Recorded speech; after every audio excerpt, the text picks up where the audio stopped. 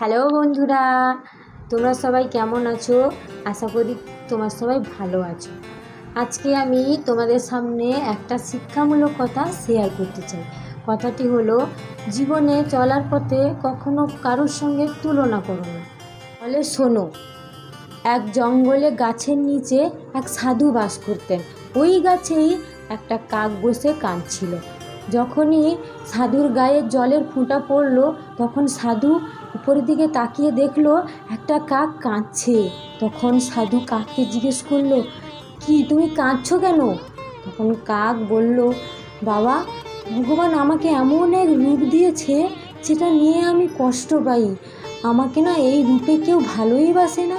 কালো রং, গলার স্বরও কর্কশ, কারোর ঘরে বসলে সবাই আমাকে তাড়িয়েই দেয়।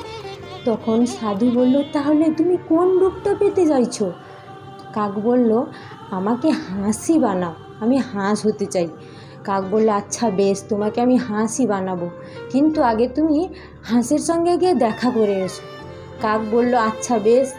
কাক তখন গেল হাঁসের কাছে, দেখলো পুকুর পাশে একটা হাঁস সাঁতার কাটছে।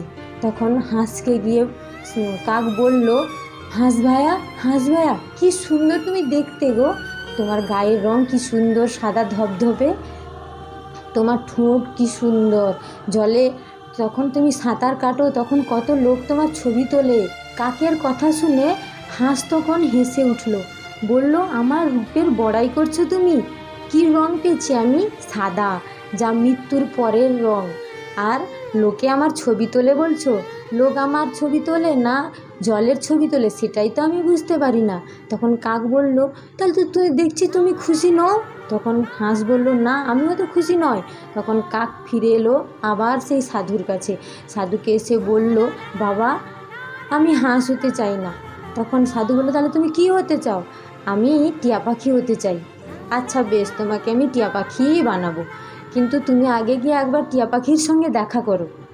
তখন আবার কাক গেল ওই টিয়া পাখির সঙ্গে দেখা করতে। দেখলো এক গাছের ডালে টিয়া পাখি বসে আছে।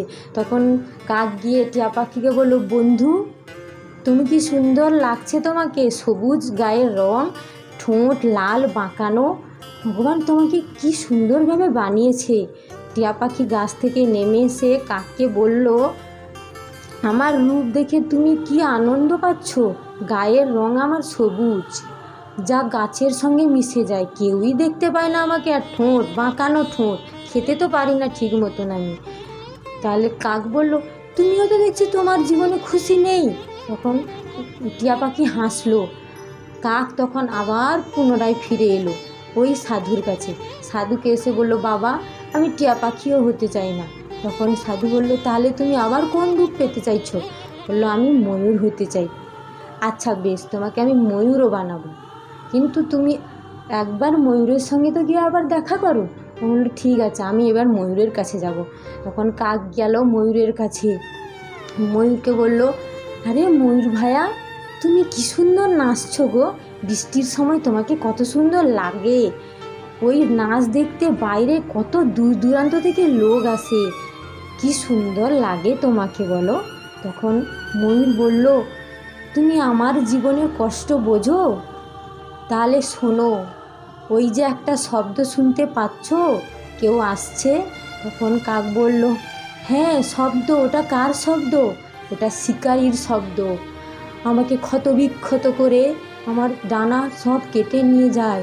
যখন ওরা দূর দূরান্ত বিক্রি করে, তখন আমার কি কষ্ট হয়, আহ, কি যন্ত্রণা জানো আমার, তুমি কি বোঝো? তখন কাক বলল, তোমারও যন্ত্রণা আছে? কাক বলল, হ্যাঁ। কাক জিজ্ঞেস করলো ময়ূরকে, তাহলে সব থেকে সুখী কে? তখন ময়ূর বলল, সব থেকে সুখী তো তুমি। কাক বলল, কি করে? তখন ময়ূর বলল, তোমাকে কেউ মেরে ফেলার ভয় দেখায়? না না। না, তোমার কাউকে ভয় লাগে? না না। তুমি তো কত সুন্দর সুন্দর খাবার খাও, তাই না? হ্যাঁ। তাহলে সব থেকে সুখীটা কে? তুমিই তো। তখন ময়ূরের কথা শুনে কাক ফিরে এলো আবার ওই সাধু বাবার কাছে। সাধু বাবাকে এসে এলো। সাধু বাবা কাককে জিজ্ঞেস করলো, বলো, তুমি এবারে কোন রূপ পেতে চাও? কাক তখন বলল, আমি কোনো রূপই পেতে চাই না, আমি আমার রূপ নিয়েই সন্তুষ্ট থাকতে চাই। সাধু বাবা তখন কাককে বলল, তোমাকে এক উপদেশ দিই, নিজের জীবনকে কখনো কারোর সঙ্গে তুলনা করো না। তো বন্ধুরা, তোমাদের গল্পটি কেমন লাগলো? আশা করি ভালো লাগলো। যদি ভালো লেগে থাকে তাহলে তোমার বন্ধুদের সঙ্গে এই গল্পটা শেয়ার করো।